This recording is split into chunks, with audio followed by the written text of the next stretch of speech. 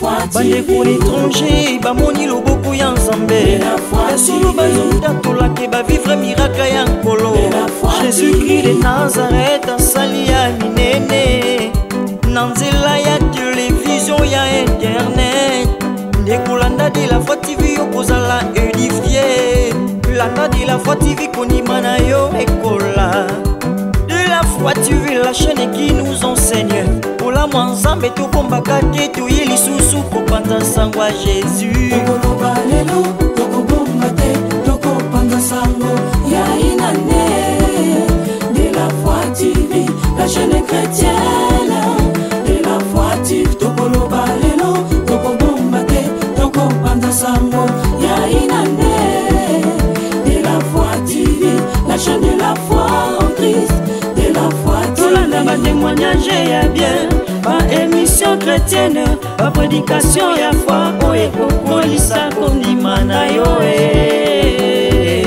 la de la foi TV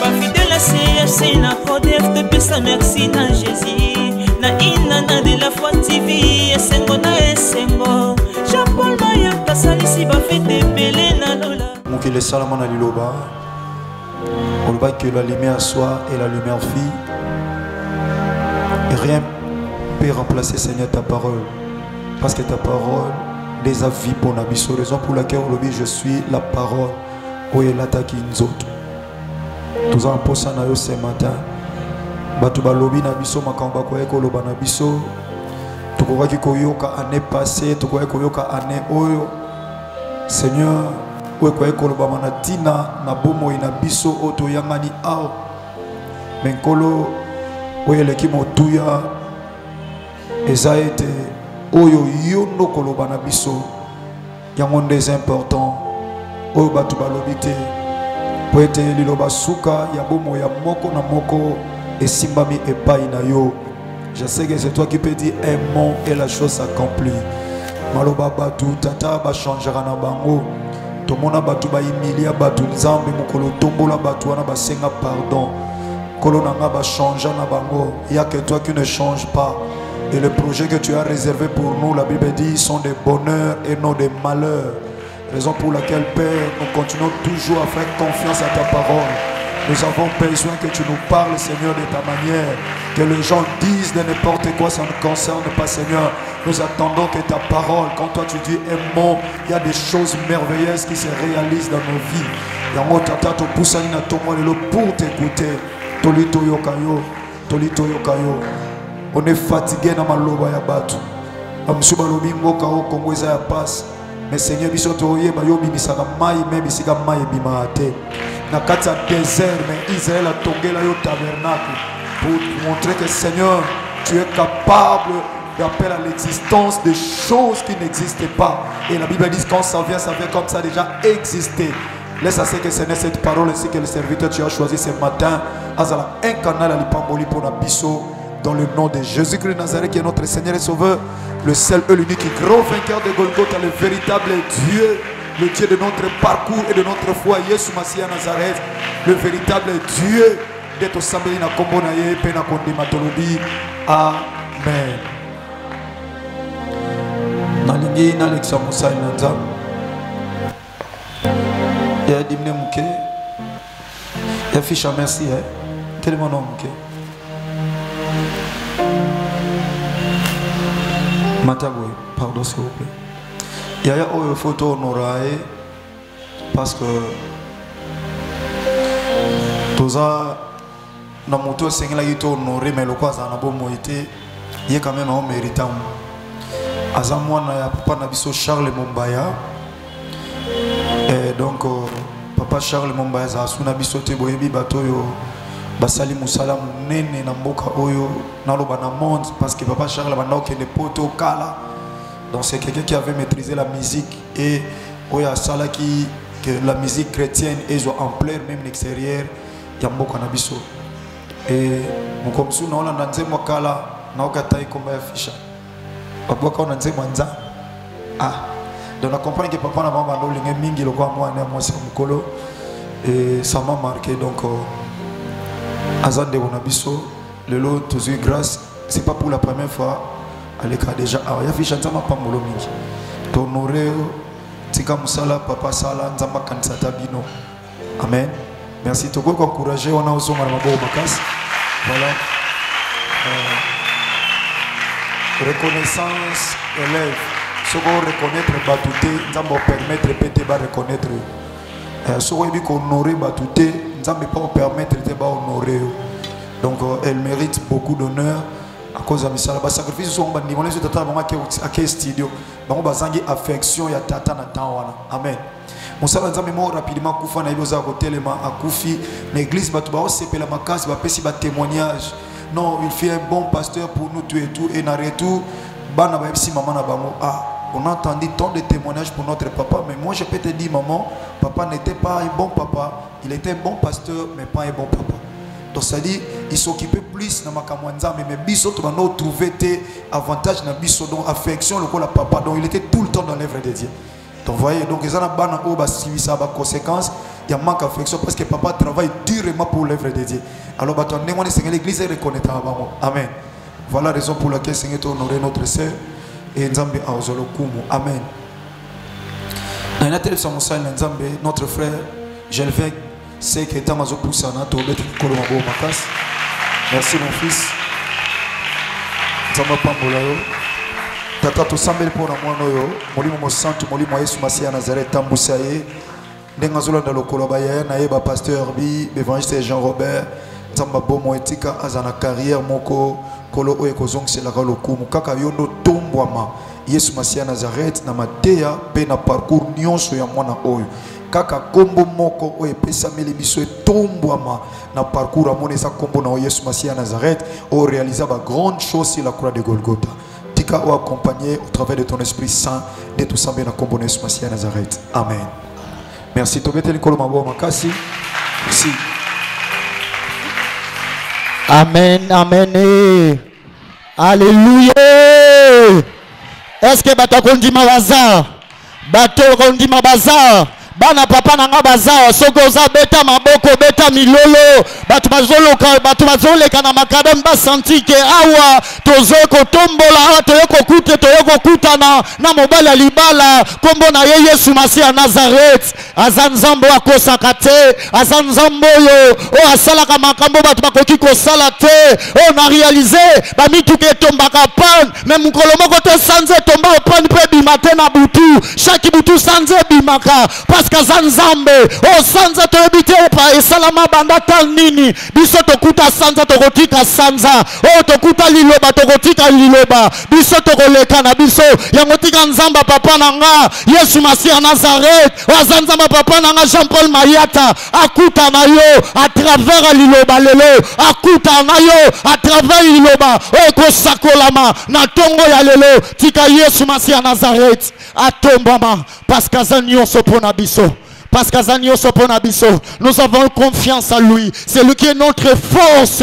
Oh, yendazana makoki akoloba, liloba moko po makambo changer. Yazana makoki akoloba, liloba moko, lelo maloba o batata baloba, o batata mosi baloba ezo intéressé ngate. Naka ezo intéressé nga, o loba mane kulusu parce qu'il a dit tout est accompli. Alléluia. Alobango po na bangnya mate, alobango po na ngana yo, yango tika liloba oyo écoutez malelo et même des faits et ça le déclenchement et même un bouleversement dans le monde à ténèbres dans combo na Yesu Masia Nazareth le grand vainqueur de Golgotha. Il est véritablement Dieu, il est véritablement Dieu, il est véritablement Dieu. On a réalisé mutamokili alobi kalilobe salami moto ba condamné qui pendant 20 ans en prison. Oh la yoki balobi grâce présidentielle oh mutuana bimi na boloko et bon liloba nzambe oh le kimaloba ya président de la république et le kimaloba ya bakoko et le kimaloba ya bakonzi lelo nazana konjima nasama futa papa nanga de la foi le ko la chedenga cher oh la chair est chère ma pesingai na muumbu ya pamba tinate oh yelo nazipe valeur tikanzambe atombama na kombo na Yesu Massie à Nazareth, le grand vainqueur de Golgotha. Il est véritablement Dieu. Alléluia. Alléluia. Tendre Père, je te rends grâce parce que tu es véritablement Dieu. Napesio, merci parce que vous avez malamu. Merci tata pour na libaku malamu. Oyo permettre to pesinga na tele maliboso ya peuple na yo. Tata ngai moko nazama kokia kolobate. Tata eloko nazo sepela na ngo olobi ozalaka sima ya maloba basana pona kokokisa. Alléluia. Yango nazana kondima ke na tongwa lelo. Otokoloba na nzela na yo molimo santu. Quelque chose ko salama. Na kombo na Yesu Masia Nazareth. Neto sambeli na kondima. Lokola mutumoko petolopi. Amen. Oui, bien-aimé, s'il vous plaît, tokoki kofanda. Yaliboso napesi Nzambe, merci. Les grands vainqueurs de Golgotha, Yesu Masia Nazareth. O apesinga opportunité. Ya kote malelo liboso etumbelo oyo. Esika oyo baseda kango mutu nyonso te. Mais na grâce à Nzambe, Nzambe azo confirmer biso na nzela ya papa na biso pe apesi biso confiance ya koleka liboso na yo pe naza finiment reconnaissant et par na yo papa ozo pesa biso confiance toza bano yo tozwi baptême na sama kolo na yo toye fraîche ba paka na église mais lelo pe tokomu mekola tokomu exauter batu na nzela na yo pe merci ba ancien ba papa herbi ba encadreur na biso soki bino pe bo pesa kinzela te tolinga kitoleka te pe na yo pe église maman papa koko ndeko nango za na katine sika merci beaucoup parce que soki oya kité tunga kitote ya ba kitite pe na bandeko nyonso bazolanda biso na nzela de la foi TV tika nzamba papa nanga de la foi apambola bino Yesu Masia Nazareth apambola bino amen. Yaya nazane sengo makasi na tongwa lelo parce que Yesu Masia Nazareth azana bomoi parce que soit là qui na bomoi te biso to linga tozwa makokite ya kotelema eloko to mama na likambo na ye nango lelo intéressé nga makasi teme na lingi na présenter lelo la parole de Dieu a une puissance. Liloba na Nzambe ezana nguya de pouvoir. Alléluia. La parole de Dieu a une puissance. La parole de Dieu a une puissance. Bien aimé, na réaliser ezana bato ebele to yo moko peut-être to yo kangana au kata auditoire yo moko peut-être au mikanga pona maloba oyo loba. Oloba peut-être na fait moko ekomela yo bien aimé. Peut-être na déception moko zoa na nzela likamomo songolo. Na nzela peut-être ya mubala décevoir yo zoa décision kenga na obala soute. Maloba na lelo pe yango moko ekanga yo. Tika na rappelle yo ke liloba eza na influence pe ko condamner vie ya mutu. Kayo moko pe ko bimando ki ya vie na yo. Peut-être likamomo moko eleka na famille to peut-être baloba to baloba yo po yebi maloba na yo po zwa maloba no latisa njoto o latisa njoto ke biso na libota na biso to na tribi na biso bana basi babala kate to mibali basala kate ozwa liloba wana ozwa fua na yo utango na liloba wana maloba ezebele na réaliser to pesa na kambote na maloba ni on se salamaka na maloba mokili ezalaki créé na liloba. Ce totangi na mukanda na Jean chapitre 1 Bible zoloba au commencement était la parole et la parole était Dieu. Donc na ibande les alaki kaka liloba bien-aimé. Pour mokili salama ezalaki mbongo te ezalaki ka liloba. Yango fo salaka attention ndeko na ngai na oetali maloba. Liloba ya pamba iko bloquer vina yo pour tikali na condamnation. Otika na condamnation peut détruire vie na yo Mbappé de génération en génération maloba wana ezokanga pe esimbi bomo ina yo mobimba esimbi bomo ina yo omona moyo progresser ezate parce que olata liloba wana opesango fort natangi na dictionnaire c'est loba français balobi na biso parole eza na onka faculté naturelle de parler. Ils ont une faculté naturelle de parler. Awa na thème na zolobela na tongo ya lelo la parole de Dieu a une puissance. Na moni des choses où ezali loba na puissance. Yango nauti koloba na yo ke parole eza nango kaka faculté naturelle de parler. Faculté surtout que plus loin bazoloba c'est une puissance physique ou morale qui rend à un être capable d'agir dans une certaine manière, de produire certains effets. Donc c'est que liloba et ça l'a fait dans notre monde. Ça l'a fait dans notre monde. Puis puissance est un pouvoir d'imposer l'autorité moko songolo. Puissance est un beaucoup yako imposer ton alikambo moko songolo. Tu es empire et puis ça beaucoup moko boy. Mais songi na zongi na Bible na mkanda na 1 Corinthiens chapitre 2 le verset 4. Bible zoloba na biso apôtre Paul zoloba ma parole ne repose pas à la discours persuasif et de la sagesse du monde, mais c'est la puissance et la démonstration en Dieu. Yaya liloba o ekokango la biso ka eza liloba Yesu Masia Nazareth. Liloba Yesu Masia Nazareth eza na makoki akokangola. Tala mutu lokola apôtre Paul azoloba ke ngai sango malamu ona zoteya to nga na teya. Exactement dans le discours persuasif que makambo ezaka pona ba fertilité mais ngana zo démontrer bino puissance ya kombo ya Yesu Masia Nazareth o akufa na ngomba ya ekulusu yango akufa na ngomba ekulusu yango tika na tongwa lelo bien-aimé nazo loba na yo soki ezana maloba o eloba maka to oyo yebaka te to zala ki ignorant na nzela na yo moko pe okotisa na prison to na condamnation ya maloba ya famille nazo ko assurer ke na tongo ya lelo liloba na nzambe ezana makoki ya ko imposer likolo ya maloba o famille eloba to oyo moko milobela liloba na nzambe ezana makoki ya ko imposer na tongo ya lelo parce que liloba nzambe yango ndeza puissance yango ndeza mpifo yango ndeza bokonzi na biso. Sotoke na Matthieu, to na Marc chapitre 9, verset 7. Bien-aimé, likole fongo maka na liloba. Likole fongo maka na liloba. Nzamba lobi o azamwana na nga ona ti affection na ngai. Kati na ye, boyoka ye. Ezala ka liloba. Liloba, ezana makoki ya ko bouleverser, to ya ko bebisa, misala nyonso ya Satana. Parce que Christ na Satana basala ka guerre ya maloba. Diaba ye na maloba na ye. Soki ozamwana nzambe soki ogumba melingai na kopesa yo nyonso oyo mais Christ pe oh diable ayaki na maloba mais Christ ayaki na liloba parce que yemo aza parole il est écrit okogumba kaka mutu moko kaka nzambe asala likolo na se yango kosakana kana maloba te zalaka prudent to prudente avant de parler pe Bible zoloba Monoko elubaka mingi akuara na perte na ye. Pe ba français ba lobi trop parler petit we.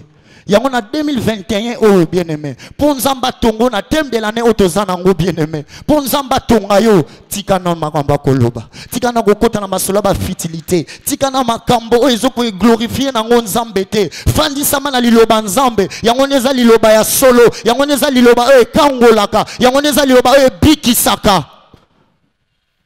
Yango neza liloba o efongolaka parce que nzambe soki a lobi bien-aimé mutu moko te atele maka liboso liloba nzambe biso nyonso peut-être ozaba témoin clair totala ki ba TV lobi na RTNC bakanga bat pendant 20 ans mais liloba mutu moko et libéré batu 22 personnes et bongo liloba nzambe eza likolo maloba nyonso. C'est possible ce matin. Nzamba papa nanga de la foi Yesu Masia Nazareth akangola yo na likambo nyonso ekotisa yo na prison ya maloba na likambo nyonso ekanga yo na likambo nyonso nyokola yo peut-être osala ki ignorant to ignorante na tongwa lelo c'est possible Yesu Masia Nazareth akangolo parce que ye mutazo ko imposer na tongwa lelo ye mutazo ko imposer na tongwa lelo yango tozoleka na makomi na nzambe mana biso divine otangeli biso na mukanda na Nombre chapitre 21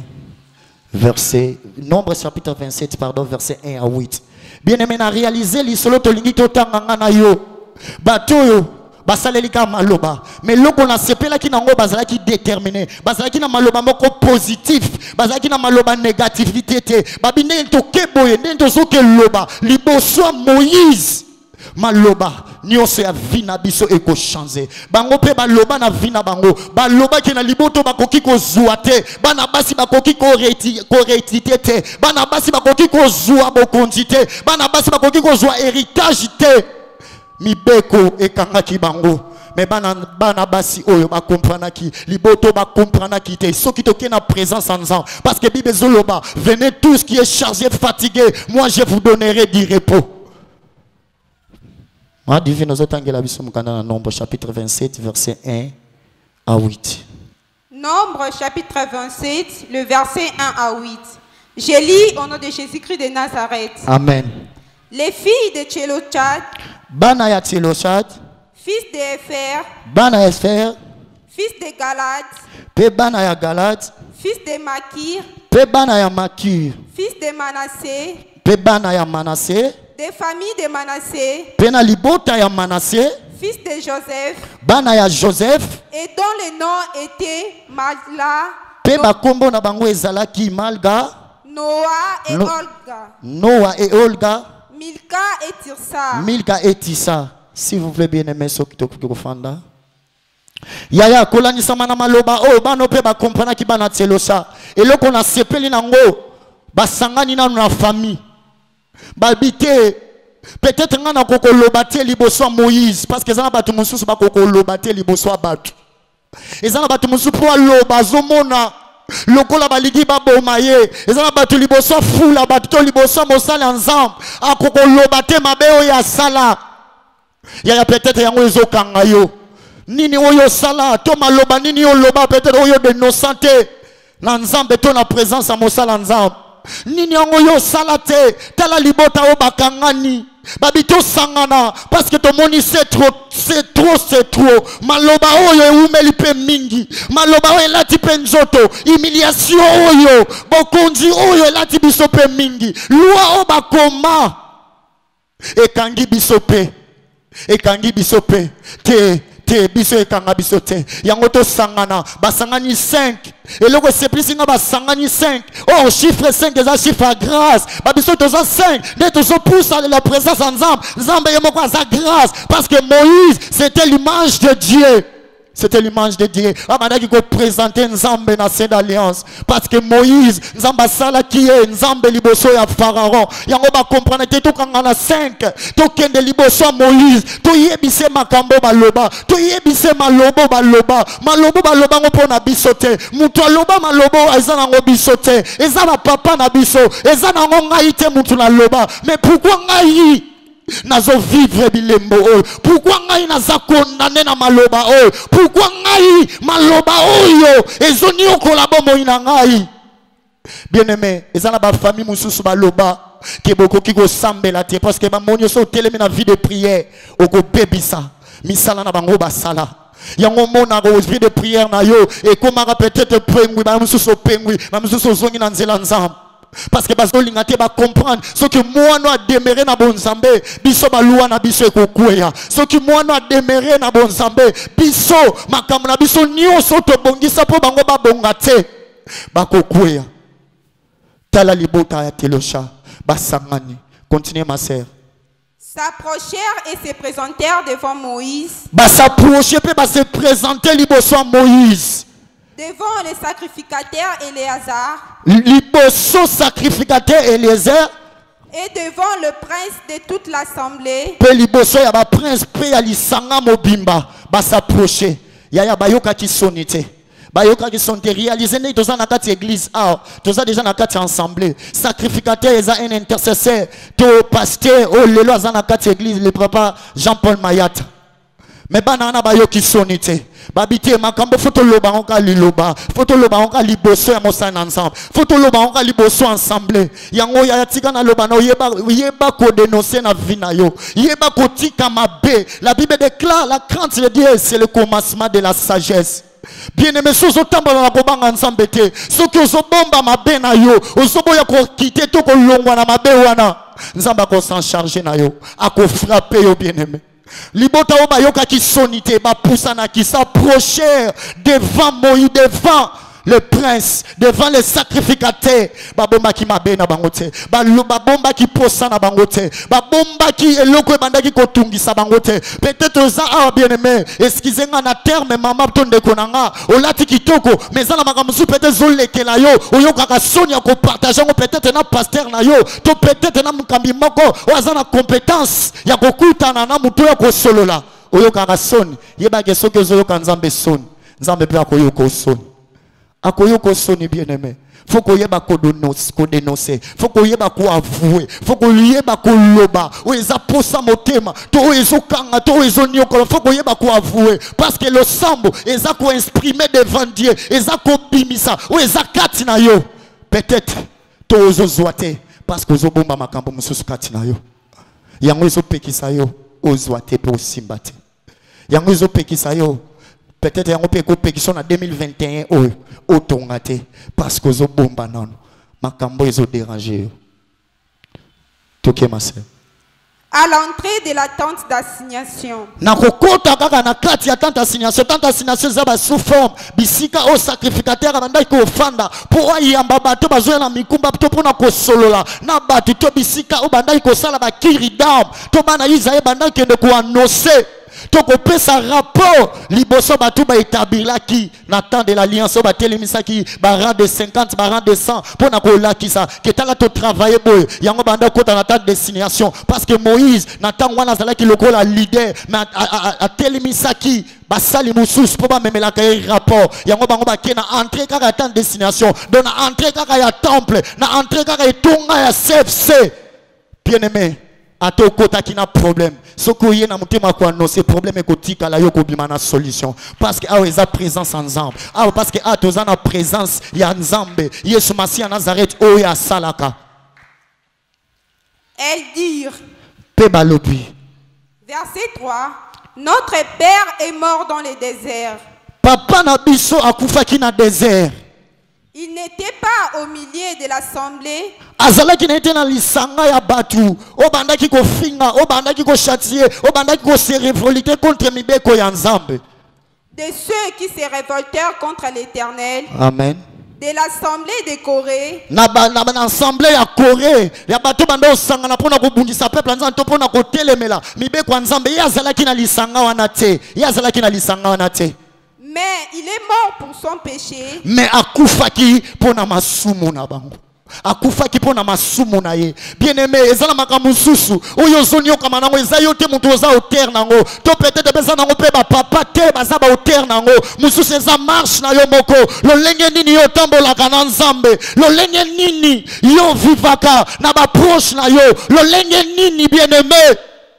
Yo marche ensemble. La Bible déclare marcher à la crainte de Dieu. To tambola na kobanga ensemble. Bana oba ye te papa na biso azana na lisanga bandoki te azaki na lisanga ya banganga kiste azaki na lisanga bankudi ya te ya mbongo ya famille azalaki na na ngote mais pona nini mibeko ezokanga biso kaka bien aimé peut-être yo moko za source ya malheur na yo yango na tongwa lelo molimo santo asunga yo o mizunga na nukati na yo o mizunga na nukati na yo avec liloba nzambe sala be fe na vie na yo foyo na ndima liloba parce que liloba nzambe eza nango kaka semence to graine a seneve e bwaka mina malema lampe se kuti kondima pe eboti toke mas et il n'avait point de fils pe azalaki na mwana te. Pourquoi le nom de notre père serait-il retranché du milieu de sa famille? Bien aimé balingi balongola peut-être combat papa na yo po azalaki mutamasumu yango moni moye o réclamer ba droit na yo po papa na yo atambola ki mabe o muto ayaka po réclamer azape muto azana intimité na nzambe yango pe moni nzambe azoboya ko pesa yo parce que non no bongisa intimité na yo na nzambe te po non no bongisa kotambola bien te na baninga kobongisa relation malamu te na baninga yo zawanaka na masolo ya bafitilité ya kofinga ya kotonga ya koyina ya kotala kaka mama wana lataka bien mama wana salaka boye bien aimé s'occuper na oya yo mizwana no en charge moko bana basi bayebaki ko mizwa en charge batala ki te peut-être to kende pas banoko batala ki te to kende pas chef ya famille mais yo zawa likabonyo se kwa ya kana libota to elekela kayo ozaka na pona ko sangisa famille te foto ko tana noko foto ko tana mama kingan o foto kende pas mama na bikolaka ozape a ozoyo kangai ozape ozoyo kangai combien de l'église yo tambola après a ozape na place moko yo kende otali sa makambo ke botala na vinanga botala na nu makambo na ngai ata balobeli yo ememeli yo ndini ezo memeloka réclamation ezo memeloka bitumba ezo memeloka condamnation na vina yo ezo memeloka ka makamba mabe na vina yo bibezoloba tokende epa ya bata mabete soki oza chrétien umela kozala chrétien na tango tokomi nango ekomi mutu na mutu fa identifier et maintenant, on s'identifier à chrétien, toi, à chrétien. Tu continues, ma soeur. Parce qu'il n'avait point eu de fils. Parce que abota quitté, bolingi bolongola komba papa na biso, bosili saka histoire à libota o karaboye. Te histoire à libota ne ko silate.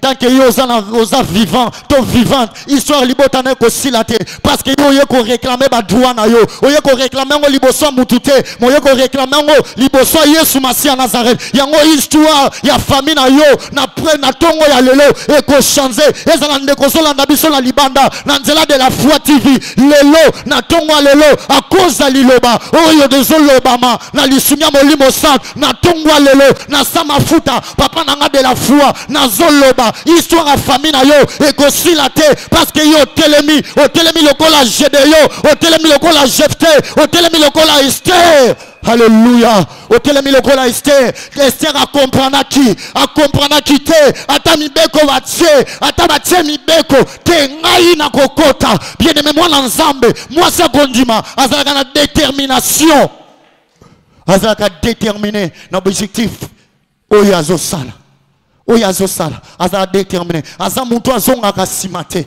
aza mutu oyo mpe atikalaka place moko te mais aza mutu asalaka badéplacement parce que kondima ekoki kolongola yo na ngambu mosusu ememi yo na ngambu mosusu na réalise foi eza na nga petite chose mais eza na makoki ya kosala makambo ya minene so otali mofo eza na nga na 3 lettres ya pamba mais ekoki kofongola makambo ya minene foi ekoki kokomisa mutu renome na bomoi foi ekokomisa mutu renome na vie foi ekokomisa mutu et comme ça mutu mokonzi na kati libota parce que la Bible déclare oh la foi c'est une ferme assurance qui appelle des choses qui n'existaient pas à l'existence. Alléluia. Continuez ma sœur. Donne-nous une possession parmi les frères de notre père. Pesa biso possession, pesa biso bozi parmi ya bande ko mibali na biso. Verset na loi ya kala bien aimé bana basi bazala ki lokola considéré te mais na sepeli parce que zana mutu moko o akufa na ngomba Golgotha aye ko sangisa atali mwasite atali sexite aye ko sangisa parce que bisika moko te lobby ke basi bazana ngambo mibali bazana ngambo ayaki nde ko sangisa parce que royaume de Dieu e kabola kabatu te e sangisa kabatu mais mibeko bandaki ko kabola ke basi bakoki ko zoate fo mibali kabazua mais Yesu Masia Nazareth ayeli biso grâce alobi e komitango mwana wasi pe atelema aloba e komitango mama pe atelema la libota po makambu e kende liboso alobi e komitango bien aimé na tongo alelo komitango yo mimona suki bumwasi na yote mais omona bonzambe o ezakati na yo yango neza na makoki ya koimposer likola maloba oyo loba yango neza na makoki ya koimposer na maloba ya famille o elobama ata batu balobango bakufa parce que papa akufa mais batika testament La parole de Dieu a une puissance de changer la constitution de notre famille. Liloba ensemble, ezana makoki yako changer ata makambo ekufa malheur liloba ensemble, ezana makoki yako changer ata makambo oyo ebika oyo. Il est écrit dans le livre de Luc chapitre 4, oh l'esprit de Dieu est pour moi, il m'a envoyé pour annoncer la bonne nouvelle. La bonne nouvelle on a yako prêcher na tongwa lelo ezama loba bakokote ezama loba yabangangate mezali loba ensemble abiba obaza ba cœur brisé abiba obaza ba cœur brisé oba koyoka liloba ba pote kosila ba obaza na ba problème ba kozwa solution yango na tongwa lelo na yeko présenter liloba ensemble na yeko présenter maloba batatate na yeko présenter maloba oyo loba te mais na yeko présenter liloba oezana makoki oezana makoki ya kobongola oezana makoki ya kosekwisa oezana makoki ya kofongola oezana makoki ya kopambola. C'est la parole de Dieu a une puissance de relever. La parole de Dieu a une puissance yako fongola banzela bisika nzele zala kite liloba ensemble ezana makoki yako fongola et na sepeli ensemble libosa ba pharisien alobi cette parole alléluia alobi liloba oboyoki na tongo ya lelo ekoki samilelo. Est-ce que mutazana kondima kena tongwa lelo lilobe zo sala be fe na bomo inaye mutazana kondima kena tongwa lelo lilobe zo kokisama na bomo inaye so ba lobi ke yoko bota te ba loba ke yoko bala te on a tongwa lelo zo ko assurer yoko bala à travers liloba ensemble parce que dans la parole de Dieu il y a tout. Alléluia. Na kata liloba ensemble ni on César à réception de rien ni on César kokoka. Oh bibe zoloba na passe na bango atinda kimbongo te po eba kimbongo ezanango limité eba kimbongo ezala limité bako yana problème bako fo loba mbongo ekoki ko défendre te yango na tindi liloba parce que liloba ezo sangisa nyoso yango na yeli yoka liloba ensemble na yeli liloba ya muto te na yeli liloba bokoko te na yeli liloba soki ya banani te mais na yeli yo liloba parce qu'il est écrit dans le livre de Psaume 119 verset 130. Oh, la révélation de la parole qui est claire et qui donne l'intelligence au simple. Alléluia. Alobite que maloba. Yabakoko. Malobi la révélation de la parole. Or, lorsqu'on dit de la révélation, on voit directement le Saint-Esprit, parce que celui qui révèle des grandes choses, il m'a révélé ka makambo bat makoki ko révélé te, il m'a tali saka makambo bat tali saka te, ba o ba kenda ko citer ba tout ce qui binza ba ngo ba révéler te, ba ko révéler mais ba pesa ka solution te, mais biso molimo sant azo révéler biso azo pesa biso pe solution, atali si mutu moko yena malade, oh alobi o moni mutu, izo sengaka bo simba parce qu'il est écrit, vous me poserez les mains aux maladies et maladies seront guéries. C'est ça la parole de Dieu. C'est ça la parole de Dieu. Voilà pour moi je déclare que la parole de ce matin a accompli quelque chose na bomo inayo. Liloba ya tongwa lelo et même un succès et même élévation na bomo ya mama moko na bomo ya ndeko moko oyo zanga ki quelque chose oyo zanga ki eloko motuya na nzela liloba oyo ozozwa yango na kombo na Yesu Masia Nazareth o azanzamba papa nanga Jean-Paul Mayata nde nazo déclarer na sa mafuta na ye o bibe zoloba mafuta e bandaki totanga bandana mande faro ezokitati na sanzambala o na sa mafuta ya alliance papa nanga Jean-Paul Mayata o nazo déclarer na tongo ya lelo et comme elle est impossible et comme elle est impossible lelo ezokoma possible parce qu'il est écrit tout est possible à celui qui croit. Rien n'est impossible à Dieu. Tout est possible à celui qui croit. Lelo ezakali kamba kondima liloba ezali kamba kondima biloba ezali kamba kondima makamusu sute et comme likambo ya kondima kaka liloba parce que ce kondimi liloba ezana makoki ya kokota atabisika oh eloko ekoki kokota te mais liloba ekoti sakabat liloba ekoti sakabat liloba ekoti sakabat liloba ekoti sakabat oh Nathalie na nzela internet de la foi TV oh na ba pays o baza antichrist mais ceux qui pe na kidiba koki pe kokota cliquer ayoki liloba nzab yango za atoza magicien oh nazo présenter kaka liloba nzab nazo présenter kaka liloba nzab yango nezana makoki ya kobikisa yango nezana makoki ya kokangola yango nezana makoki yako bimisa moto na condamnation. Alléluia. Alléluia. Alléluia. Alléluia. Il est véritablement Dieu. Il est véritable bâti. Les lieux sont intéressés dans la terre. Ils sont intéressés dans la terre. Que pour papa moko à loba, pour tata moi si moko à loba, que yoko voyager te, wane talingate, ngana ils sont intéressés dans la kaka, ngomba e kulusu. Oh tika, œuvre de la croix, imposé yo, na récite na tonga lelo, l'œuvre de la croix, imposé yo, na élévation, na tonga ya lelo, wapi bato na zoloba, wapi bata kondima, wapi bato baso ya malilo banzam, wapi wana papa nanga. Wapi bato baso yamba lilo banza na tongo ya lelo yango na yeko déclarer et pas mutu moko o basila ki makas o ya lembaki o na yeko assurer yo. La Bible déclare ceux qui se confient à l'Éternel renouvellent leur force, renouvellent leur force, renouvellent leur force. Voilà pourquoi je déclare bisika yo kweyaki o liloba ezo ya ko relever yo liloba ezo ya ko tombola yo liloba ezo ya ko bimisa yo. Alléluia. Ezana makoki ezana makoki. Oh, on a réalisé papa Herbi, on a réalisé bato baza makoki ya koloba mais baza makoki ya kokokisa te, baza makoki ya kokokisa te mais nzambo biso to osalela na sepse Yesu Masia Nazareth wazanza ba papa na biso de la foi azanzamba koka azanzamba koka na nioso akoka na nioso azandambu te oh bango pour basala benkatation ba benganaka ba mitfiaka ba force na yebi diable aza puissant. Mais Yesu Masia Nazareth, il est le tout-puissant. Il est le tout-puissant. Il est le tout-puissant. Il est le tout-puissant. Le véritable Dieu. Le véritable Dieu. La main cachée. Alléluia. Oh, moi na lion, aza moi na lion. Moi na lion, aza moi na lion. Moi na aigle, aza moi na aigle. Oh, na sepeli na Esaïe. Na sepeli na Esaïe. Alobite. Ba oh, ba se confère à Panzam. Ba sa loko là-bas.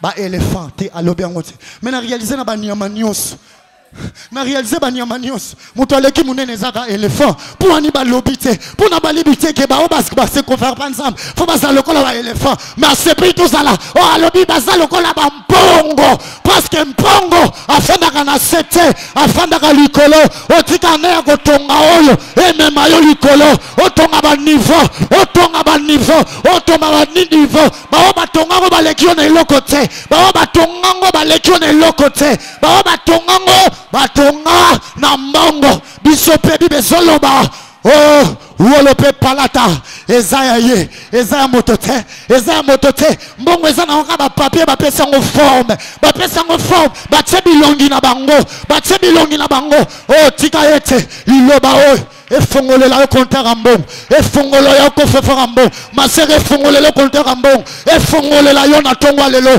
efongolela na tongwa lelo oh na moni Yesu Masia Nazareth oh aboyi babenge étoile du soir. Oh asepeli babenge étoile du matin lokola za étoile du matin tiete na tongwa lelo angengisa via mutu moko angengisa via mutu moko na tongwa lelo ona mono nazomona via ndeko nange zongenga nazomona via mama nange zongenga à travers ya liloba na nzambe parce que la parole de Dieu a une puissance. Alléluia. Oh bien-aimé sunganga simande konayo yebise la parole de Dieu a une puissance. Tu as problème de déranger. La parole de Dieu a une puissance. L'obanga avec autorité. L'obanga avec autorité. Répétez encore. La parole de Dieu a une puissance. Alléluia. Betela Yesu Masia Nazareth maboko. Betela Yemilolo. Parce qu'il est véritable Dieu. Il est Dieu. Il ne ment jamais. Il est notre secours. Il est notre force. Alléluia. Il est notre assurance. Parce qu'il est écrit, nous avons une assurance auprès de lui. Alléluia. Nous avons une assurance. Nous avons une assurance. Alléluia. Oh, boyana yo. Boya kabo pimelanga nyos. Mais go pimelanga Yesu Masia Nazareth. Pimelanga nyos. Mais go pimelanga liloba nkolo te. Alléluia. Alléluia. Oh ma sœur, ezande likamba liloba nkolo. Ezali likamba liloba nkolo. Liloba l'ensemble. Faut ezala annoncer partout dans le monde parce que sa mission au Christ a tinde libiso. Alors bien allez partout dans le monde, allez faire toute nation mes disciples. Alléluia. Toke kana liloba parce que liloba et ben de la biso mbongo. Liloba et ben de succès liloba et bon de la biso nios tout ça nango posa. Oh, la Bible déclare, fais l'Éternel ton délice, il te donnera ce que ton cœur désire. Ce que ton cœur désire. Voilà pourquoi Zambazo sala désir moto moko na tongwa lelo. Zambazo sala désir moto moko na tongwa lelo à travers liloba. Ezo sakolama, ezo sakalama na tongwa lelo à travers liloba. Oh, alléluia, alléluia. Oh, Jésus, il est véritablement Dieu. Il est véritablement Dieu. Il est véritablement Dieu. Ma sœur, continue. Verset 5. Verset 5. Moïse porta la cause devant l'Éternel. Oh, Moïse porta la cause devant l'Éternel. Na tongwa lelo, na azo problème yo. Ezole kelo wana. Na me mangoli boso nzambe. Amen. Na me mangoli boso nzambe. Parce que naza établi lelo. C'est Jésus-Christ de Nazareth qui m'a choisi aujourd'hui. C'est lui qui m'a établi à travers de son serviteur. Mon père que j'aime beaucoup. Mon père que j'aime beaucoup. Le Jean-Paul Mayata. Oh, c'est Jésus-Christ de Nazareth qui m'a choisi aujourd'hui. Que dans l'obanayo, que lelo. Ezali kamba lobite. Ezali kambo. Ya lelo. Ezali kamba lelo. Ezali kamba lelo. Ezali kamba lelo. Oh, Njota Christ. Les jours ils allaient qui dessiner ba kiti sango quand les mêmes jours on peut ba kiti sakion parce que nzamba koki ko humelate nzamba ko humelate ba exposa kayoko oh lokola yope ceux qui ba exposa fina yo quelque part so ba kout sango quelque part lelo oh na telemi lokola mosal na nzamba na telemi lokola mwana ya lion na telemi lokola mwana ya aigle na telemi na zo kiti sayo okozala su exposé te na 2021 okozala su exposé te okozala su humilié te. Natangi na tomison balobi ke liloba nzambe eza makoki akolonga humiliation na version ya tomison tika ite humiliation news oyo sibir na 2020 et utoko leka oh na 2021 oh ezala subongote to bande ane ya sika to bandi ane ya sika makamba sikande zobanda makamba sikande zobanda makamba sikande zobanda makamba sikande zobanda to bandi ane ya sika ezoka misabato batu bakoma ka mis lokola docteur bangombe soki bazoleka misu kaka boye oh tika ete lokola bazobwaka misu na bango kaka boye yo petango kotombwa ma bando tala kaka bongo ndenge bazotala le temple de la foi en Christ. Parce que la temple de la foi en Christ, c'est notre référence. C'est notre référence. C'est notre référence. La foi, la temple de la foi en Christ, c'est notre référence. Alléluia. C'est notre référence. Et comme il t'a envoyé, ozo mwana ya nani, to mwana ya nani. Alléluia. Wapi mwana papa na Jean-Paul Mayata. Wapi bana Yesu Masia Nazareth. Ba pepa na tongwa lelo. Ba pepa na tongwa lelo. Parce que na memeli bango bonne nouvelle. Ezali lo banza. Na ndeko zolanda biso na de la foi TV. Ce que ça na ba complication. Ya maladie oyo. E telemi ke bokuzungi susu na banda. Oyo lilo banzambe. Eza na frontière te. Pre koma bisika yoza. Lilo ba oyo ezokota. Ezolanda ezopikisa yo. Parce que lobi lilo banzambe. Eza na makoki ya kopikisa. Ya kokangola. Ya kosekwisa. Alléluia, alléluia, alléluia, alléluia, alléluia, alléluia. Jésus-Christ de Nazareth, Seigneur. Jésus-Christ de Nazareth, Seigneur. Alléluia. Yoka yaya. Yoka. Ma sœur, continue. Alléluia. Verset 6. Et l'Éternel dit à Moïse. Les filles de Tchélochad ont raison. Alléluia. Oh bana ya sefse na tonga lelo bazana raison ya kotonga bazana raison ya ko vivre bolamu ya nzambe bazana raison bible zoloba o eloba ki lobi o salama ki lobi lelo pesa na makoki ya ko salama tikana loba na yo ozana raison ya koteya Yesu Masia Nazareth azan nzambe ozana raison ya ko sakola sango malamu que Jésus de Nazareth il est véritablement Dieu, il est Dieu qui ne marche jamais, il est Dieu qui relève. Alléluia. Continuez ma sœur. Tu leur donneras en héritage une possession parmi les frères de leur père. Alléluia. Pourquoi zoua bokitan héritage oyo nga nalobaki balobaki nga bakopesa pa bana mibali mais le yo mama moko ozozwango yo mama moko ozozwango ezali sukamba ezali kambusu ya bomama te ezali kamba bana mibali te ezali kamba bamama nde bazozwa parce que Yesu Masiya Nazareth yenda za mobali alibala biso nyonso za basi liboso ya Christ. Haleluya. Toza épouse na ye yenda za époux yenda za époux yenda za époux. Continuez ma sœur, on a sauté pardon à verset 8. Verset 8.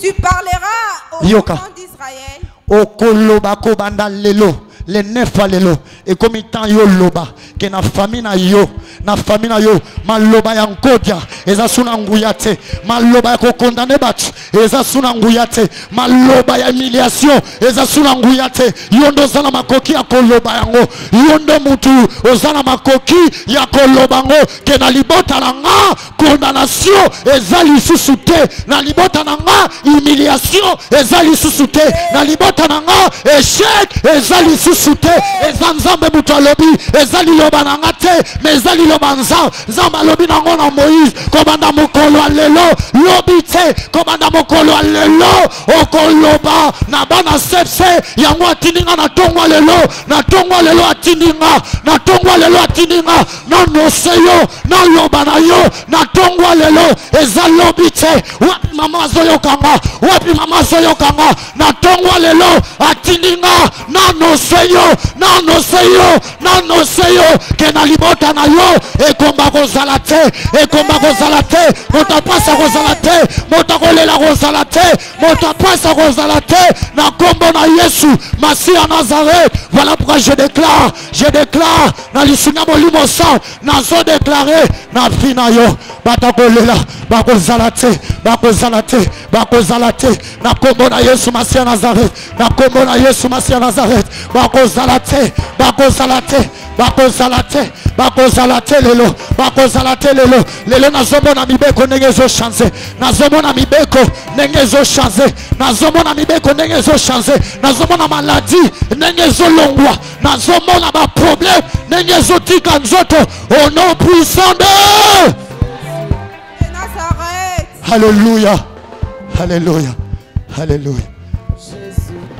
Alléluia. Yokaya Nzamba Pambola.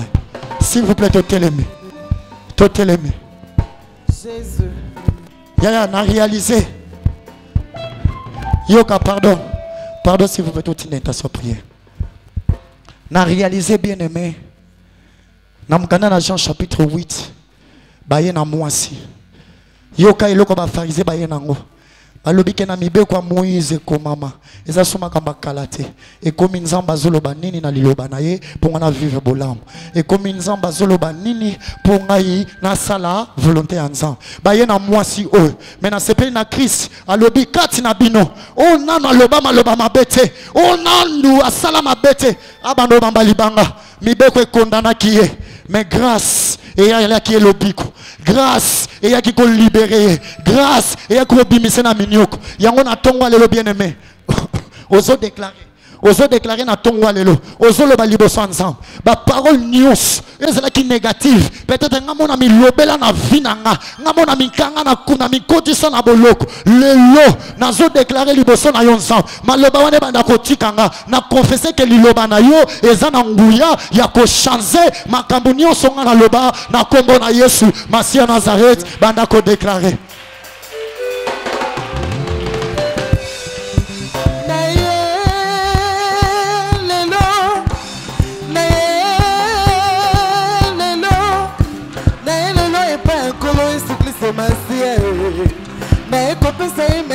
Alléluia.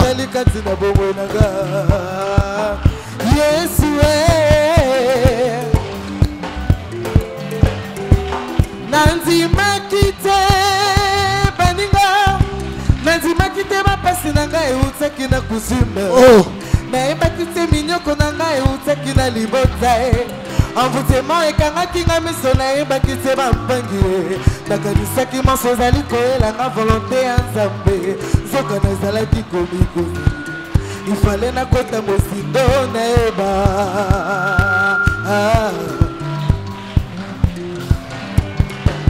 mabolongo na se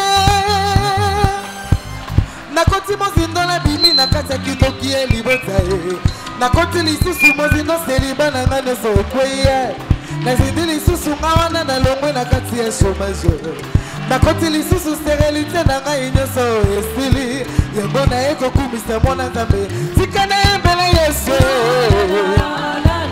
azali nzambe na bikamba loba bien aimé loba banda koboya maloba oyo loba banda koboya maloba oyo loba na fina yo kanga fina yo konda na fina yo banda koloba maloba banda koboya yango bibe zoloba Moïse aboya kibabenga ye mwana ya Farao Moïse aboya kibabenga ye mwana ya Farao banda koboya yango boya maloba wana boya yango Moïse a refusé qui aboya kibabenga ye mwana ya Farao aboya kibabenga ye mwana mibeko yope boya na tongo lelo boya maloba wana boya yango na tongo ya lelo boya yango na tongo ya lelo nakoti lisusu na bimi na kati ya servitude nasindi makasi mapamboli na ngai nyonso ezoki ye yango naye kokumisa mwana nzambe tika na ye mbele Yesu tika na mbele Yesu azali nzambe na bikamba azali na ye mingi Yesu apesi kimia ya motema tika na kumisa Yesu solution ya makambo na nga Yesu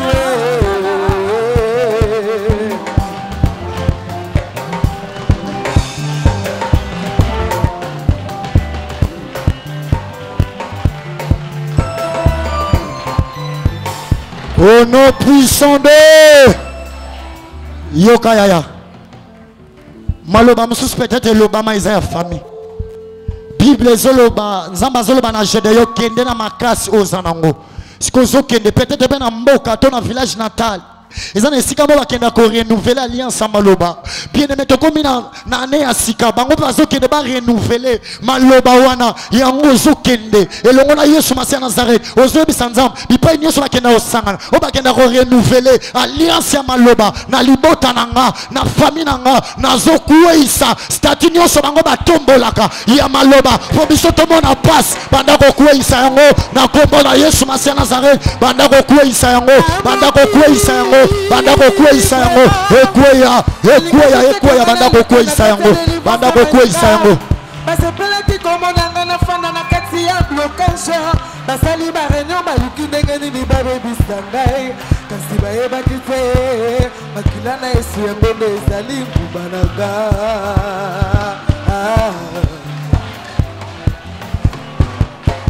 bamokili vraiment balingaki te ke nga na longwa na kati ya seliba bamonaki mabe mpe pasi ndenge nga na tiki kutima miso na bango ezalaki ete bamona nga na bota te zoka bazalaki komikozeli nazali na nzambe na nguya nzambe abikamwa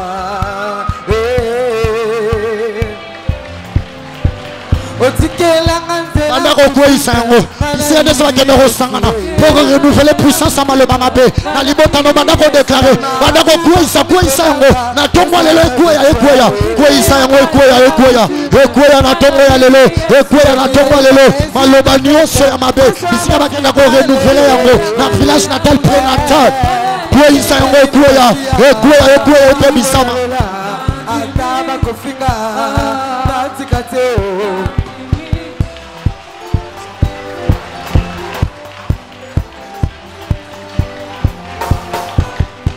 marabu bakomi kobanga Yesu aza finale c'est la coutume bana ligi na magicien bakomi kobanga Yesu aza finale tikelanga c'est la coutume bana ligi oh tikelanga c'est la ambiance eza na Yesu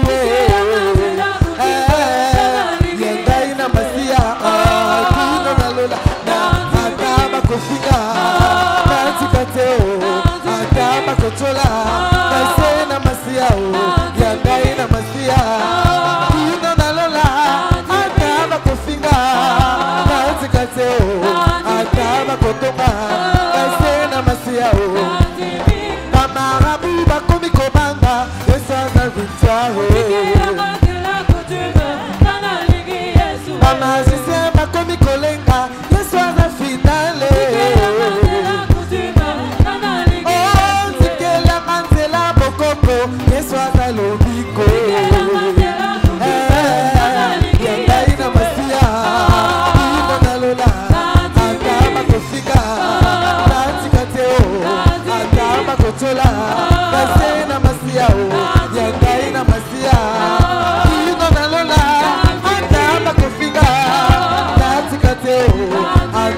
kotola kasena masiao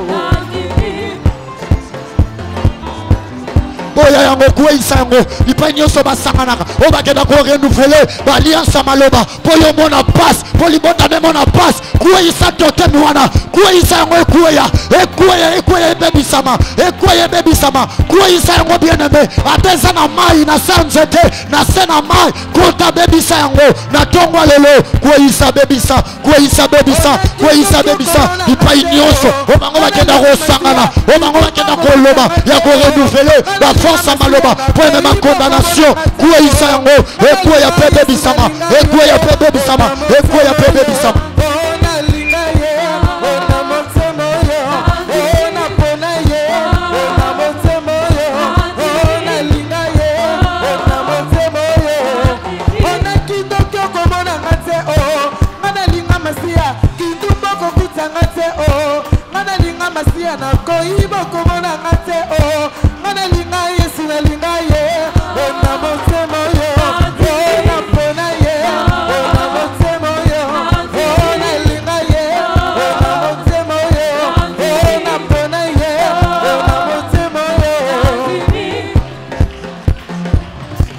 au nom puissant de Yokayaya.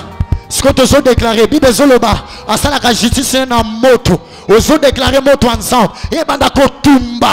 Et l'ogonio se bango utilisaka. Pour maloba na bango et comme puissant. Pour maloba na bango et ça la fait na vie na yo. Aux autres déclaré likolo fongwama. Et qui sabamolo moto. Moto bandako tumba yango. Peta maboko. Na tongo ya lelo. Bandako déclaré moto ensemble. Et bandako tumba yango. Na komba Yesu Masiya Nazareth. Déclaré bien aimé. Alléluia. Le feu de Dieu. Moto ensemble pela. Moto ensemble pela. Moto ensemble pela. Le feu est allumé aujourd'hui. Le feu est allumé aujourd'hui. Le feu est allumé aujourd'hui. Chantons alléluia. Le feu est allumé. Est allumé aujourd'hui. Le feu est allumé aujourd'hui. Le feu est allumé aujourd'hui. Chantons alléluia. Le feu est allumé. Oh, le feu est allumé aujourd'hui.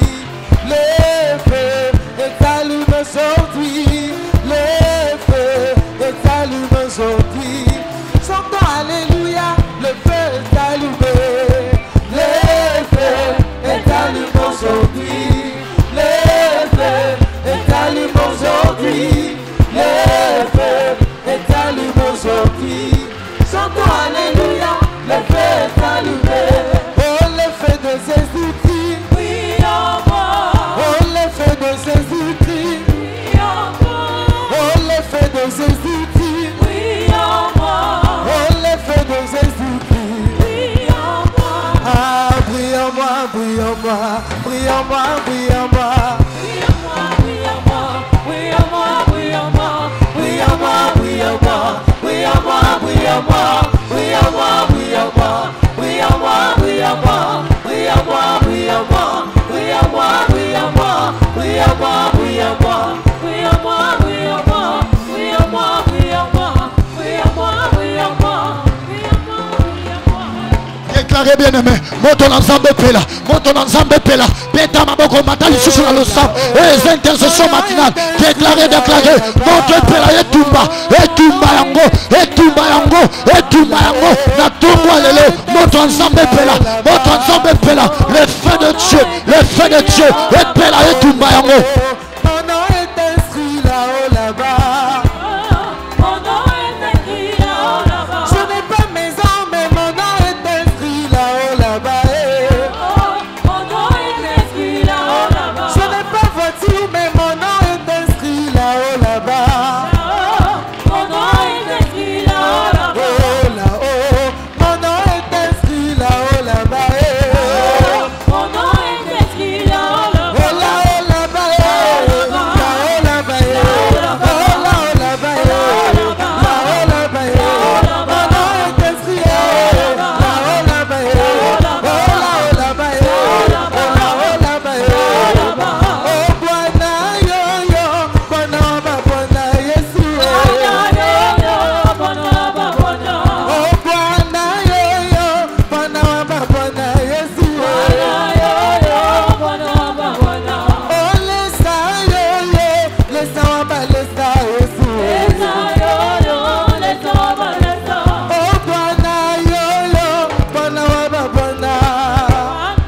nom puissant de Jésus.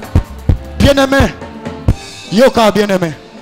Bangope baloba kama loba, parce que yo peut soloba maloba, osoloba maloba. Et le ngona Yesu Masia Nazareth, parce que la parole de Dieu a une puissance. Osoloba na tongwa lelo tata na zo déclarer kolani samana li loba nanga maloba nyonso négatif nga na telemi lokola prophète ya vinanga lokola prophétesse ya vinanga na zo prophétiser likolo li loba onga na yoki na tongwa lelo ke li loba na yo ezana nguya ya ko changer banda ko déclarer banda ko prophétiser pour na vie na yo pour na weza posa ya motema na yo na année 2020 banda ko loba banda ko déclarer na kombo na Yesu Masia Nazareth. Bwana yo yo, Bwana wa Bwana Yesu yo. Bwana wa Bwana, Bwana wa Bwana, oh Bwana wa Bwana, Bwana wa Bwana, oh Bwana wa Bwana, Bwana wa Bwana, oh Bwana wa Bwana. Takuwa mimi natakuwa Masia.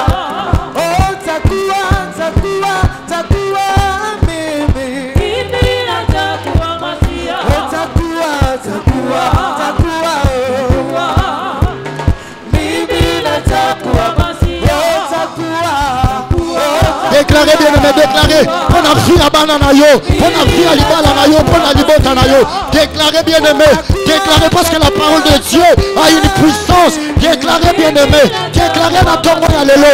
Déclarez bien aimé, déclarez l'ikola vie na yo. Prophétisez l'ikola vie na yo. Prophétisez l'ikola vie na yo. Alléluia.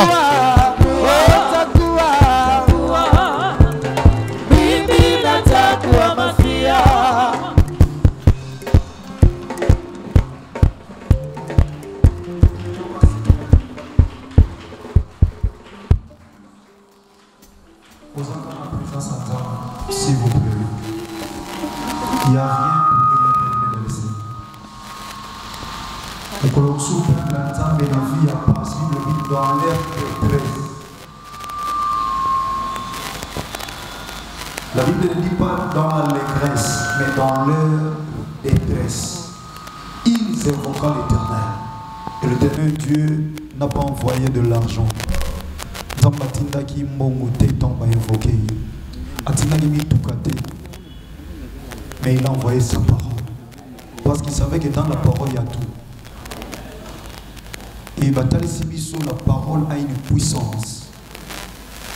Ils ont malheur pour la vie. Et les autres civils conséquences. Mais or, il y a une parole qui peut remplacer toutes ces paroles prononcées négativement pour la vie.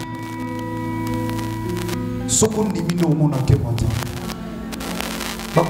il 1000 paroles, mais il n'y a qu'une seule parole. Car la Bible dit, c'est lui qui dit un mot et la chose s'accomplit. Seigneur, et dominer ma loba, même 20 ans, 30 ans, 50 ans passés. Bandako déclaré un mot. Na kombo na Yesu Masia Nazareth, sambe la bien aimé loba. Alors nous sommes en Noko, nous sommes en collègue, nous sommes en bas de vivant la vie, nous sommes moi si vous allez toute parole négative, que la parole positive de l'Éternel Dieu est posée en mots. La obéissance à la parole de l'Éternel. Alléluia. Bien aimé, l'homme avec énergie, l'homme avec précision, avec foi. L'homme avec foi. Voilà, le monde a été créé par la parole. Tu vas souffrir à cause de la parole. Tu vas souffrir à cause de la parole. Vous chrétiens les œuvres anciennes à cause de la parole. Mais il y a une parole qui est puissante. C'est la parole de Jésus-Christ de Nazareth. Zambé moné, Zambé moné, Zambé nangayo.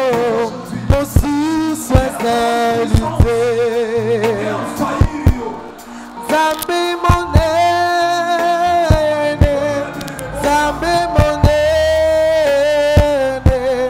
Zambi nangaye, mosu swazalité.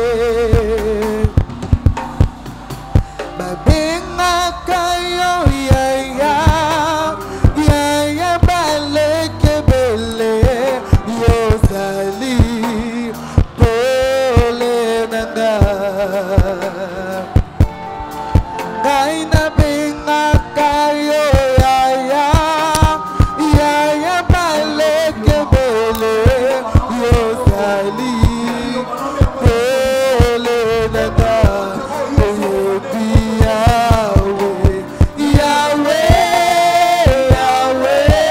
Alléluia. Merci. Merci. Bien-aimé, osez à côté les mots fongoli kamaboko s'il vous plaît. Ça à côté les mains dans sa présence fongola kamaboko. Il peut dire un mot ce matin. Si tu crois, tu verras la gloire de Dieu. Fongola kamaboko. Yaya kitamuke. Fongola kamaboko. Atabalobaki akokufa. Il y a une parole. Où est qu'on sa vie. Où est-ce que libota. Il est écrit, ils te feront la guerre, mais ils ne te vaincront pas. La guerre sera là, mais ils ne te vaincront pas. Font le kamabo. Nous avons la puissance, le 9, le chiffre à temps. Quand on a dit certains protocoles, veille sécurité veille. Où est-ce le sambo ton. L'étoile brillante du matin est là. Voilà, protocole veille, voilà. Voilà. Tala liloba, nzambe zo changer ma loba. Où est là, tayo loko le lamba.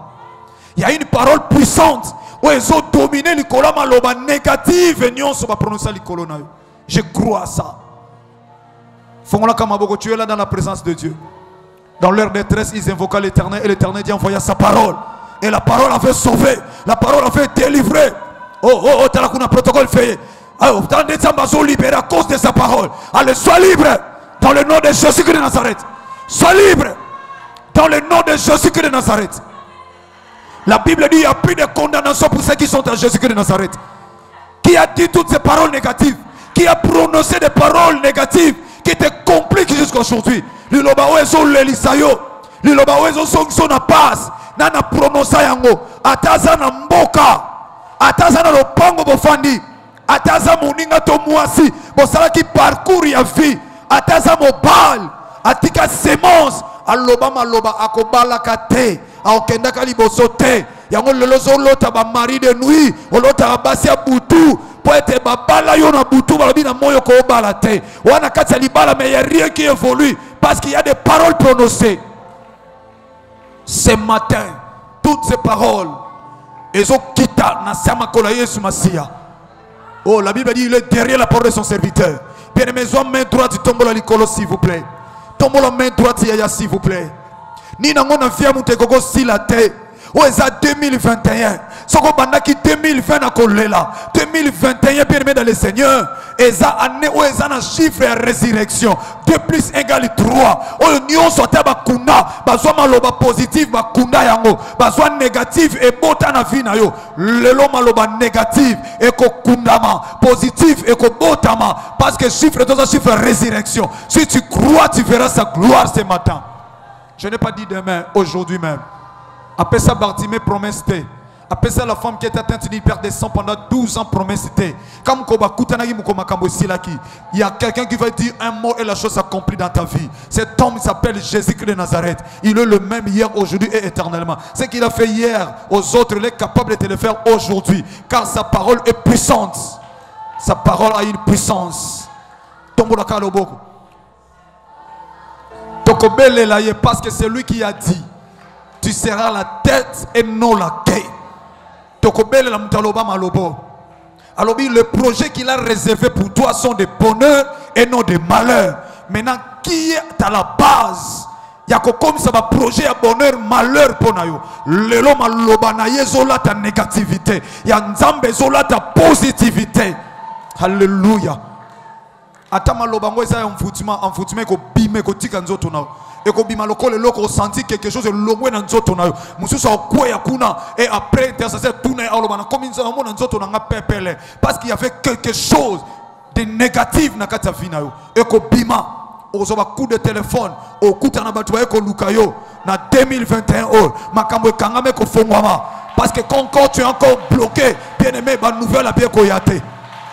Nous allons invoquer le nom de Jésus-Christ de Nazareth. L'homme qui a vaincu sur la mort de Golgotha.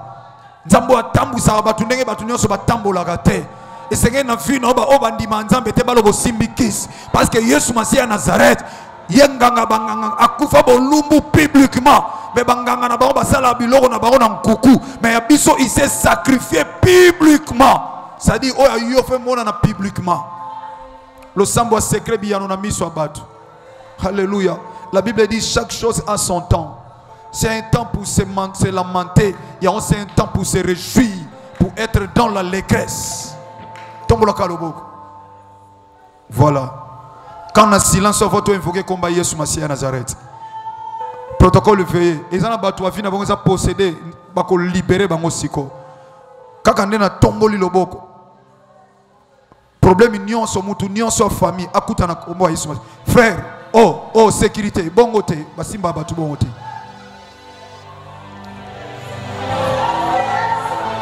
Voilà la puissance du nom de Jésus-Christ de Nazareth. C'est lui qui est la parole. Oh, Toyo qui la parole a une puissance. Oh, la parole c'est lui-même, c'est elle, mais c'est lui-même Christ. Yemoko Christ qui est la parole. Voilà. Regarde la puissance du nom de Jésus-Christ de Nazareth. Nano bele yete tane ba komo bang. Tande ba komi mal à l'aise parce que c'est le nom qui est au-dessus de tous les noms. Ezali kola kombo ya pasi na yo. Ezali kola kombo ya zole lisayo. Pendant que tu croire dans le nom de Jésus-Christ, que tu crois au nom de Jésus-Christ de Nazareth. Voilà les effets. Talaba effet. Nazo ko adresser na esprit azali kolona o. Ako supporter kombo nazo tangate. Voilà kombo o elonga na ngomba Golgotha. Kombo o livré en spectacle sur la croix de Golgotha. Kombo na Yesu Masiya Nazareth. Tande ba komi mal à l'aise. Tu li banda kuna ba komi mal à l'aise. Ba o nyonso ba prononcer mal ba be pona yo. O elata yo so le lisayo. Ya 2021 te. Ta la puissance à combat Yesu Masiya Nazareth qui te touche avant d'invoquer son nom. Voilà. J'adresse à tous ces esprits-là. Ils sauront aujourd'hui qu'il y a un esprit qui est au-dessus de tout esprit. C'est l'esprit de Jésus-Christ de Nazareth, le Saint-Esprit. Voilà. Je donne l'ordre aux ceux qui m'ont vibrant, aux ceux maladie mon frère hémorroïde ici la raté. Ceux qui n'y mon centre. Oh, avant de crier le nom de Jésus-Christ, tendez au kota. Et ce kota, je crois à ça. Basinge zo katana, ataba chao na zamba, ba chao na samai, olotaka ba ndoto ba olanda yo, ba mbwa ba olanda yo, olala ga bien tel. Ya tala to esprit on nyonso, et comme il très mal à l'aise parce qu'il y a un esprit. Oh, ils ont dominé l'icône nyonso. L'esprit de Jésus-Christ de Nazareth. Au Kangola malelo lobite Yesu Masiya zana bomoy. Il n'a jamais changé. Il n'a jamais changé. Tandis qu'on sentir dans les boum. Voilà. Allez mata makas. Je donne l'ordre. Na combo Yesu Masiya Nazareth. Allez mata. Allez mata. Allez mata. Allez mata. Je donne l'ordre en quatre noms de Dieu. Oh, que le feu du Saint-Esprit. Oh. Le Saint-Esprit est là. Le Saint-Esprit est là. Le Saint-Esprit est là. L'Esprit de Jésus-Christ de Nazareth, Seigneur et Sauveur. Alléluia. Alléluia. Qui accusera les élus de Dieu? C'est Dieu qui justifie, qui les condamnera. Christ est mort bien plus qu'il est ressuscité. Il est assis à la droite du Père où il intercède pour nous. Qui peut te condamner pendant que Christ intercède pour toi? Jésus de Nazareth est Seigneur. Il s'appelle le rejeton de David, la manne cachée, le véritable serpent de rein que Moïse avait levé dans le désert. Yoka, cause à distraité. Il est écrit quiconque invoquera le nom de Jésus-Christ de Nazareth sera sauvé. Nous voulons invoquer son Saint-Nom. Comme o ekotati na monde ténèbres et pandi batu et libérer peuple naïe. Comme o ekotati na samai na ba esprit des eaux et bimisi bozu amuteko amuta comme libre. Comme o bimisaka mutu na ba fièvre, maladies aussi la te possible tuer pene amai. Des esprits des eaux bazo contrôle. Comme oyo et quatre stérilité, oyo lobby na peuple na ye moi c'est combat kozalate. Comme oyo restaurer la vie chrétienne, oyo mutazo pengwa comme une crainte en âme. C'est le nom de Jésus-Christ de Nazareth. Le nom qui prolonge de la poussière à l'élévation. C'est le nom de Jésus-Christ de Nazareth. Le nom qui sauve. Le nom qui délivre. Le nom qui amène de la joie là où il y avait la tristesse. C'est le nom de Jésus-Christ de Nazareth dont nous voulons invoquer en ce moment. Tombez le beau combat s'il vous plaît, bien-aimé. Il est là. Il s'appelle l'omniprésent.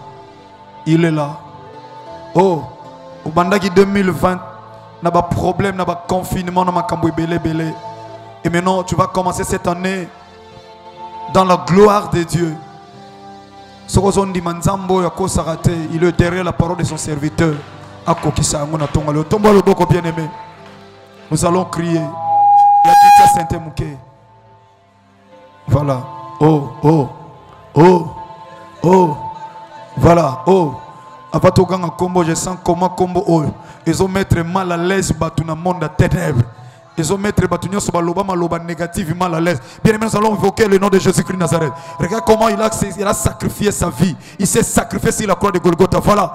Maintenant qu'on réalise, le Saint-Esprit t'amène là où il a dit tout est accompli. Que ses œuvres t'imposent à la délivrance ce matin. Ses œuvres sur la croix de Golgotha t'imposent à la délivrance ce matin. Réalisez.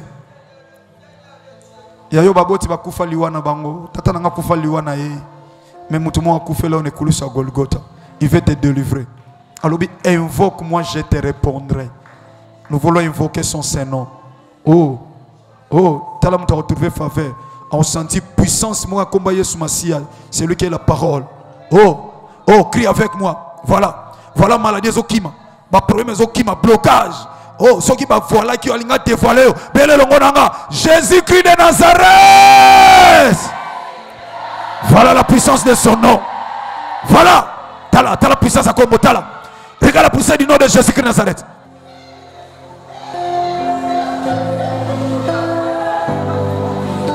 Quand ça l'a distraité, il est là. Est-ce que Babel est la kayak? Quand ça l'a distraité, na balcon, tina li kolobo, ça l'a distraité. Protocole fait na sa balcon, tina li kolobo, ça dit ça n'engage que yo. Lui il reste le même hier, aujourd'hui, éternellement, il est Dieu. Oh, il est Dieu. Dans sa balcon, qu'on a 17, qu'on a libanda, qu'on a 17, qu'on a libanda dans Zambété. Il est là. Il est là. Nous allons invoquer pour la deuxième fois. Chiffre des hommes, ma confusion, peut confirmation dans l'année 2021. Chiffre des hommes, ma confusion, peut confirmation. Crie avec moi, invoque Jésus-Christ de Nazareth. Jésus-Christ de Nazareth. Voilà. Voilà comment il te sauve. Voilà. Voilà protocole. Voilà. Voilà, Atikayo a libéré Jésus-Christ Seigneur. Mais là pour la troisième fois, Jésus-Christ de Nazareth. Allez, belle la moto, on a mon santo feu. Feu. Feu. Beta maboko belle la moto kota na nzoto no auto délivrance. Belle la ya belle la moto kota. Et l'eau qu'on y balati sayo ya nzambe te maloba nyonso balati sayo e bandolongo belle la moto priez bien-aimé priez moto tumba et tumba voilà le feu basinge bandozika basinge bandokatana okoma libre ce matin le fils de Dieu là la Bible dit si le fils vous a franchi vous serez réellement libre. Vous avez droit à la liberté, vous avez droit à la liberté. Oh motel lo biso ki bato 20 ababima na liloba mukonza mboka bongo liloba nzambe que la parole du Seigneur te délivre ce matin, que la parole puissante te délivre ce matin.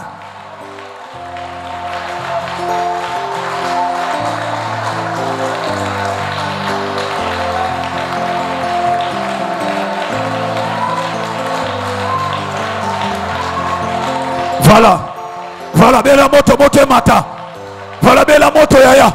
Ekota na nzoto na yo. Ekota na nzoto ne tumba maladie. Et tumba problème wana.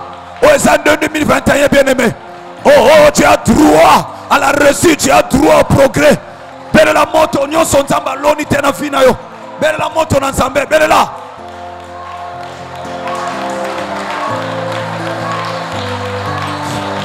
Au nom de Jésus qui Nazareth, bella.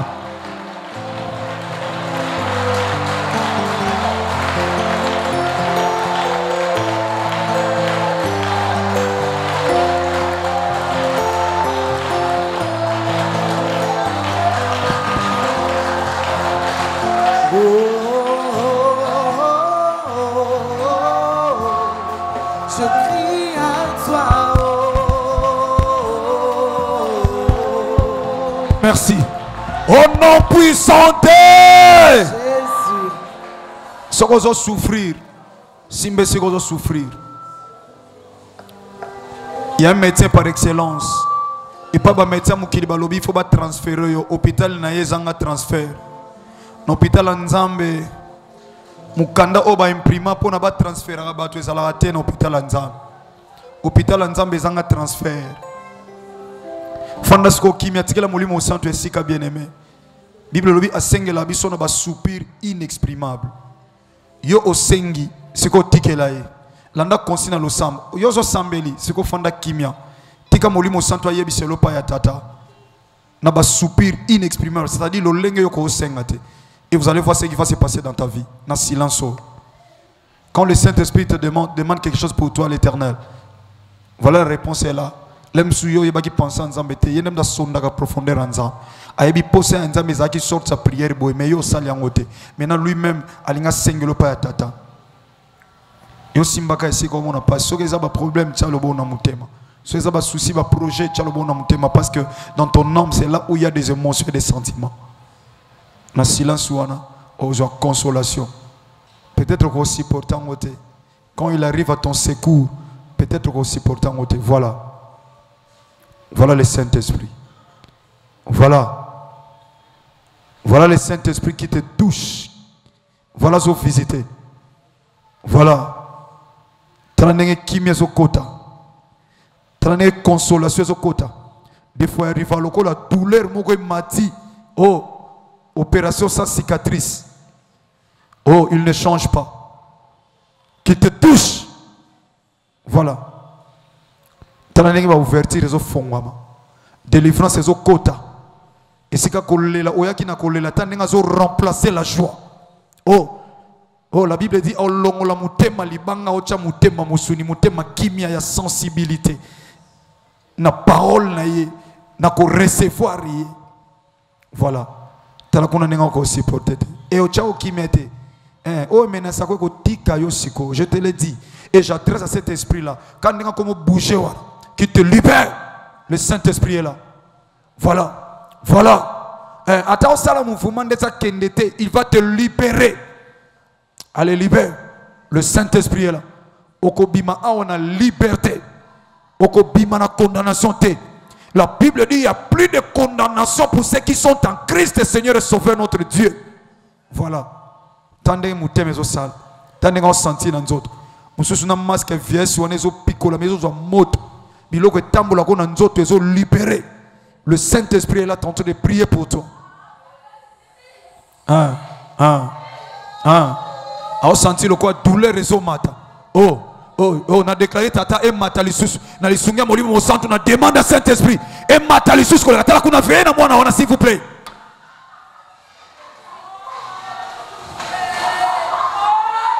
Voilà. Voilà le Saint-Esprit est là. Quand le Saint-Esprit se lève, milimo nyonso et quand en obéissance à molimo au centre. Mon konzamilimo c'est le Saint-Esprit. Voilà. Il fait son travail. Oh, l'Esprit de Jésus-Christ. Christ a dit le Saint-Esprit me glorifiera. Oh, regarde comment il glorifie Christ. Christ est Seigneur, ça l'a glorifié. Na misala molimo santo o sala kati na yo. Allez, douleur wane longwa. Douleur wane longwa. Je donne l'ordre, il est derrière la porte de son serviteur. Et l'autre tungi sa ko soko stomac. Soki nini nyonso we tungi sakavina yo mon frère ma soeur papa maman allez banotika échec o nyonso so kombo na mema na ndako moko songolo po avancer te na vie ba vivre ba efesika baza yo sentir o awoke ya une délivrance o so kota kati na yo kombo na yo sika ba cha yango so ba koma na papier songolo so bazwa elamba na yo ba cha ne sika songolo ba mona molimo santo so pelisa fait. Voilà. Voilà. Voilà le jour de ta délivrance. Oh, ça reste une histoire pour ta vie. Oh, oh. Oh. Moutako salama gamba boezaka molimo mo santo pour que Christ a la glorifier. Azo bimiso tina kata mai na zambe pa iba fandi sayo. Oh. Sans consolation, il n'y a personne qui peut t'aider, personne qui peut te donner la main po abimisa yo makambo nyonso bandaka suka kana nzela ekoma na suka te omitali yo moko na eta oyo za nango ezo correspondre te. Le Saint-Esprit est là azo senga na ba soupir inexprimable, le consolateur de cœur brisé, le réparateur des brèches. Oh, ne qu'on senti douleur. Voilà. Tika Molimo Santo, Tika Yesu Masia Nazareth, au travers de son esprit, au hasard le métier par excellence, à son contrôle à soin. À son contrôle à soin.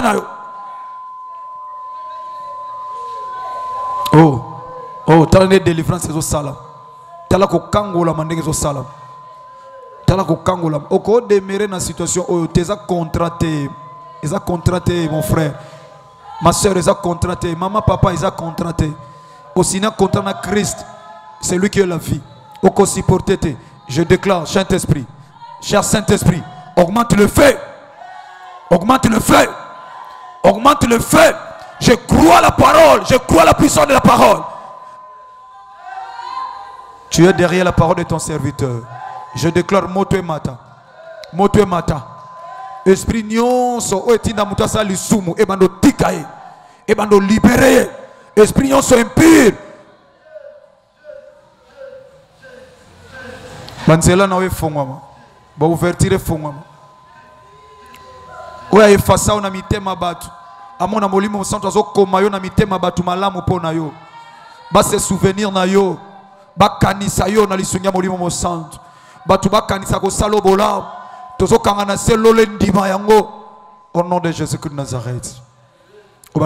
Merci. La Bible dit tout ce que vous demanderez en priant en son nom, croyez que vous les avez reçus et vous les verrez s'accomplir. Merci par la foi. Croix au nom de Jésus-Christ de Nazareth.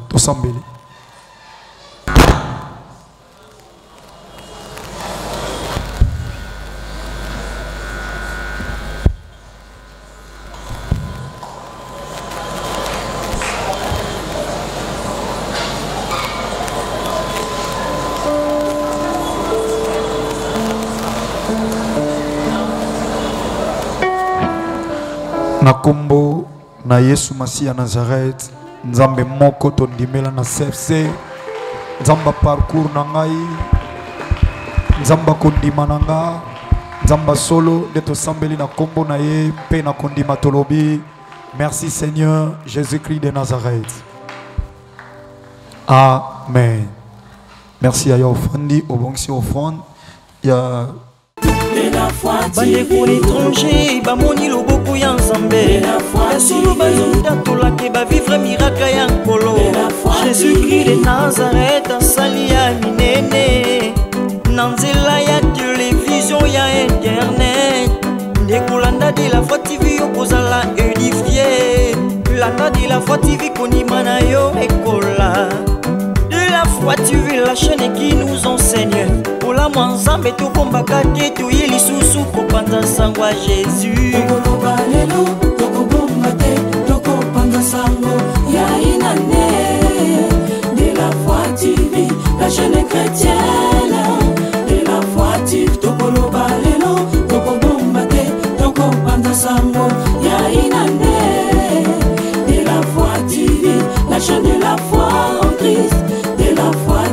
Ba témoignage ya bien, ba émission chrétienne, ba prédication ya foi, oye kokolisa kondima na yo la de la Foi TV.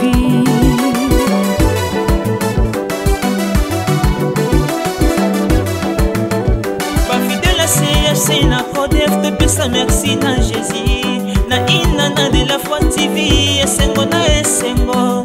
Jean-Paul Maya, Kassalisi, ba fête belé na